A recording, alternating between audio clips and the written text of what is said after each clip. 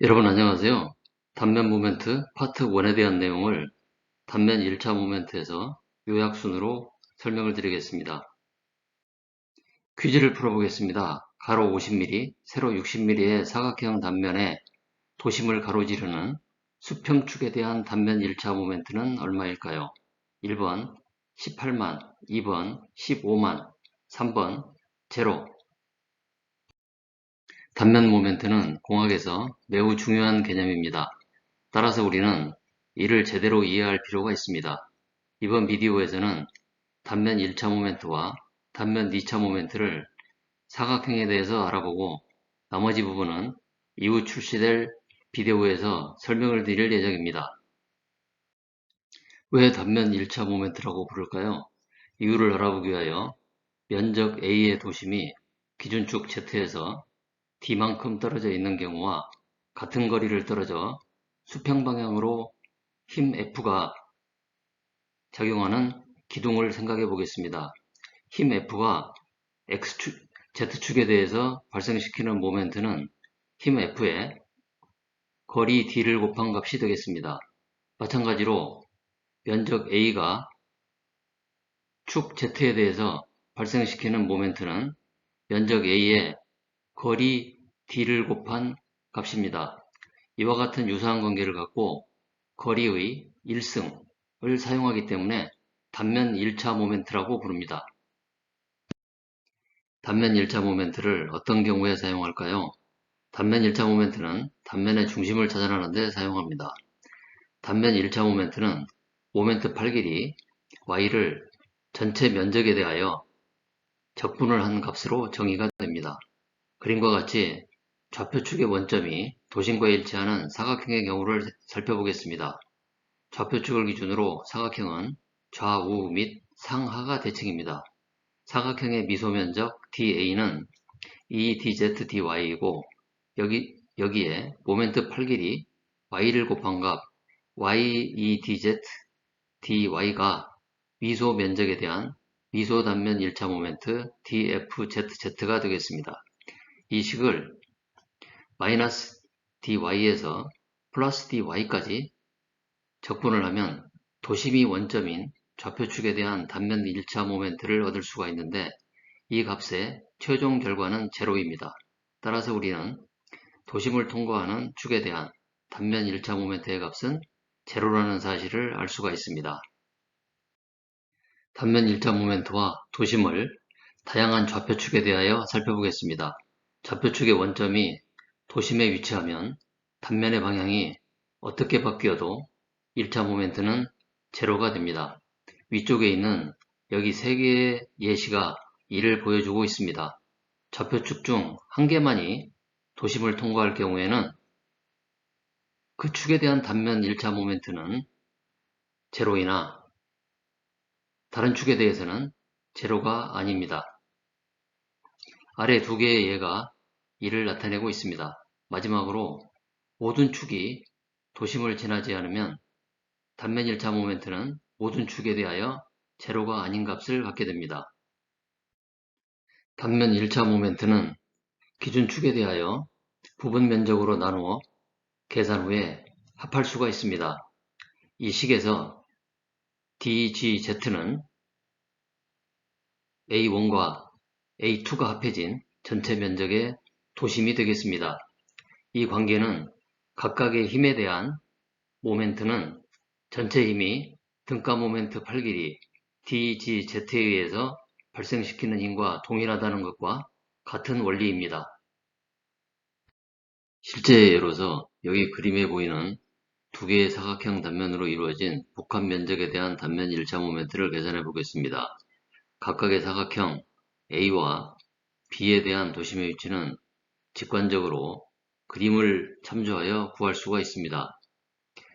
앞서와 같은 방식으로 도형 A에 대한 미소 단면적 1차 모멘트를 dy부터 EDY까지, 도형 B에 대해서 0부터 EDY까지 적분을 하게 되면 여기 보이는 바와 같은 결과를 얻을 수가 있는데, 이는 도형 A와 B의 도심 좌표와 비교를 해보면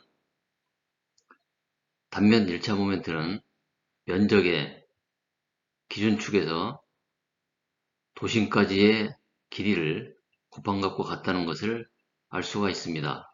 따라서 전체에 대한 단면 1차 모멘트는 도형 A와 B의 각 단면 1차 모멘트를 서로 합하여 2분의 11 dz dy 제곱이 됨을 알 수가 있습니다.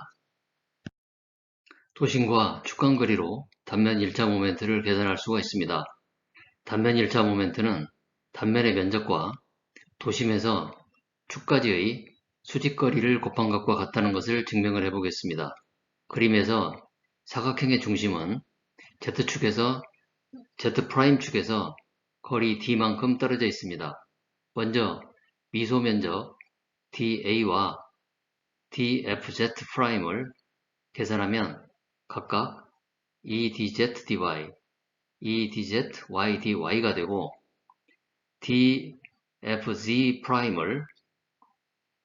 D-dy에서 D 플러스 dy까지 적분을 하면 최종 결과를 얻을 수가 있는데 여기서 4dz dy는 사각형의 면적이기 때문에 결과는 면적의 도심에서 축까지 수직거리를 곱한 것이라는 것을 알 수가 있습니다. 따라서 단면 1차 모멘트는 단면의 면적과 도심에서 축까지 수직거리를 곱한 것과 같습니다. 단면 1차 모멘트에 대한 평행축 정리를 유도해 보겠습니다. 두 개의 좌표에 YZ와 YZ'이 있는데 YZ 좌표축의 원점은 도심과 동일한 위치에 있고 YZ'에 대한 좌표축의 원점은 YZ 좌표축으로부터 우하향으로 dy, dz만큼 떨어져 있습니다.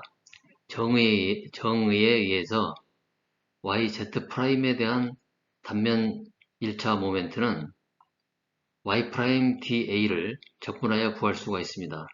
여기서 Y'은 Y 플러스 dy이므로 두 개의 적분항으로 나타낼 수가 있는데 이들 중 첫 번째 항은 YZ 좌표계의 단면 1차 모멘트로 YZ 좌표계의 원점은 도심이므로 첫 번째 항은 제로가 됩니다.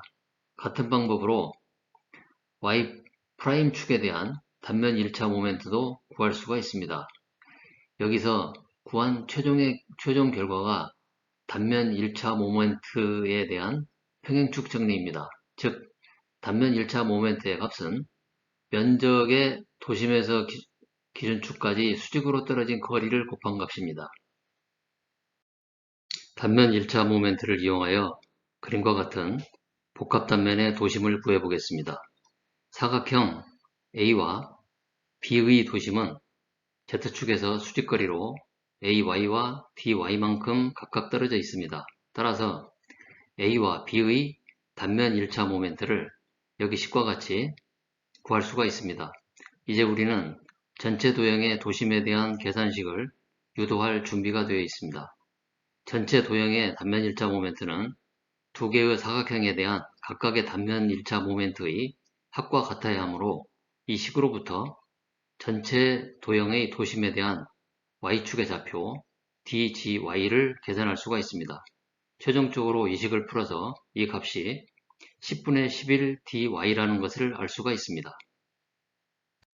같은 방법으로 도심의 Z축 좌표도 구할 수가 있습니다. A 사각형의 Y축에 대한 단면 1차 모멘트를 구할 수가 있으며 B 사각형의 Y축에 대한 단면 1차 모멘트는 기준축이 도심을 통과하기 때문에 제로가 되겠습니다. 이로부터 A와 B가 합쳐진 전체 도형에 대한 계산식을 구할 수가 있습니다. 전체 도형의 단면 1차 모멘트는 두 개 사각형에 대한 각각의 단면 1차 모멘트의 합과 같아야 하므로 이 식으로부터 전체 도형의 도심에 대한 Z축 좌표 dgz를 계산할 수가 있습니다. 최종적으로 이 식을 풀어서 값이 10분의 3 dz라는 것을 알 수가 있습니다. 그러므로 지금까지 결과를 종합하여 전체 도심의 좌표를 구할 수가 있으며 이들은 각각 10분의 11dy, 10분의 3dz가 되겠습니다. 지금부터는 단면 2차 모멘트에 대한 내용을 시작하도록 하겠습니다. 왜 단면 2차 모멘트라고 할까요?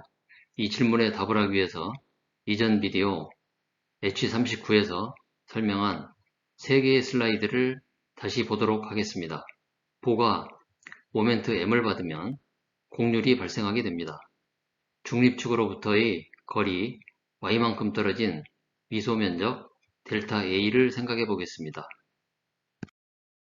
변형률 입실론 x는 r의 역수로 나타나는 곡률을 사용하여 y의 함수로 나타낼 수가 있으며, 따라서 응력은 곡률과 영스 모듈러스를 사용하여 y의 함수로 나타낼 수가 있습니다.